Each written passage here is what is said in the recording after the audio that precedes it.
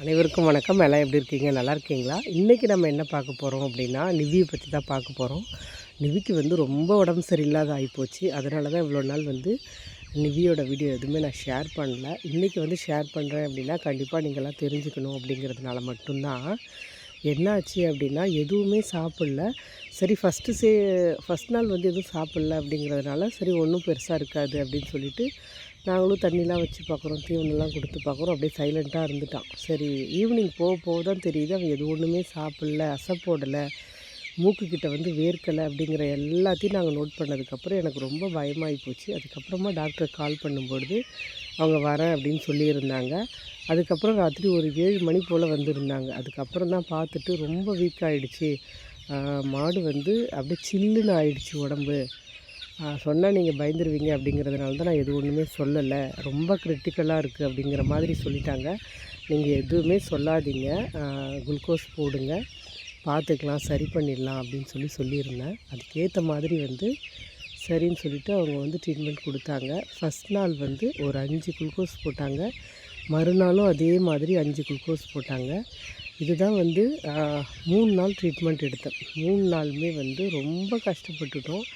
தீவனம் எடுக்கலை, தண்ணி எடுக்கலை, எதுவுமே சாப்பிடல. அப்புறம் 3ஆவது நாள் லேசாக சாப்பிட ஆரம்பித்தான். அதுக்கப்புறம் என்ன பண்ணேன்னா, வயக்காட்டுக்கு போயிட்டு பில்லெல்லாம் அறுத்துட்டு நிவிக்கு கொடுக்க ஆரம்பித்தேன். அதுவுமே அவனால் சாப்பிட்ற அளவுக்கு இல்லை அவனுக்கு உடம்பு. நம்மளாக கொஞ்சம் கொஞ்சமாக வாயில் வச்சு விட்டோம். அப்படி தான் சாப்பிட்டான். அதுக்கப்புறமா பில்லு எடுக்க ஆரம்பித்ததுக்கப்புறமா தண்ணி வச்சோம். அதுக்கப்புறம் எல்லா கலப்பு தீவனமும் வாங்கிட்டு எல்லா கலப்பு தீவனத்தையும் கொஞ்சமாக போட்டு தண்ணி மாதிரி கரைக்காமல் கொஞ்சம் திட்டமாக கரைச்சி வச்சோம். அதுனா ரொம்ப விரும்பி சாப்பிடுவா அப்படின்னு சொல்லிட்டு அப்புறம் அந்த மாதிரி வச்சு கொடுக்க ஆரம்பித்து அதுக்கப்புறமா படிப்படியாக கொண்டு இப்போ நல்லா ஆயிடுச்சு. இப்போ ரொம்ப ஆக்டிவாக சூப்பராக இருக்காங்க. நிவிக்கு குளுக்கோஸ் போட்டது எல்லாமே இந்த வீடியோ லாஸ்ட்டில் நான் அட்டாச் பண்ணியிருக்கேன், வாங்க பார்க்கலாம்.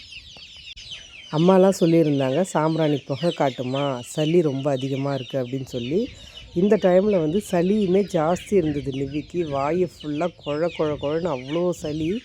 சாம்பிராணி தொடர்ச்சியாக 3 நாள் காமிச்சதுக்கு அப்புறம் தான் அந்த சளி பச்சை தண்ணி மாதிரி கரைஞ்சி கீழே இறங்க ஆரம்பிச்சிது. அது வரைக்குமே சரியான சளி. அதனாலே தொடர்ச்சியாக சாம்பிராணி புகை காமிச்சேன். அதுக்கப்புறம் சளியெல்லாம் ஒழுக ஆரம்பிச்சிது. இது டாக்டர் குளுக்கோஸ் போட்டது. ஏன்னா குளுக்கோஸே போட முடியல. நம்ம குளுக்கோஸ் போட்டால் அந்த குளுக்கோஸ் நரம்பில் ஏறாத வீக்கமாக ஆக ஆரம்பிச்சிது. அதுக்கப்புறமா ரொம்ப ரிஸ்க் எடுத்து குளுக்கோஸ் போட்டாங்க. நிவியோட நிலமை இப்படி தான் இருந்தது.